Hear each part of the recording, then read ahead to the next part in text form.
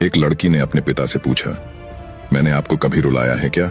पिता ने कहा, हाँ। लड़की ने कहा, कब?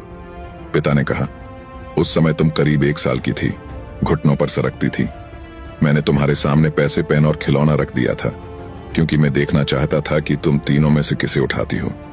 तुम्हारा चुनाव मुझे बताता कि बड़ी होकर तुम सबसे अधिक महत्व किसे देती। जैसे पैसे मतलब संपत्ति, पेन मतलब बुद्धि और खिलौना मतलब आनंद। मुझे सिर्फ तुम्हारा चुनाव देखना था।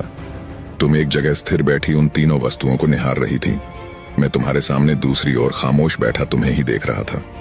तुम घुटनों और हाथों के बल सरकती, आगे बढ़ी में अपनी सांस रोके तुम्हें ही देख रहा था, और क्षण भर में तुमने तीनों ही वस्तुओं को आजू बाजू सरका दिया और उन्हें पार करती हुई आकर सीधे मेरी गोद में बैठ गई। मुझे ध्यान ही नहीं रहा कि उन तीनों वस्तुओं के अलावा तुम्हारा एक चुनाव में भी तो हो सकता था। भगवान की दी हुई सबसे अनमोल धरोहर है बेटी।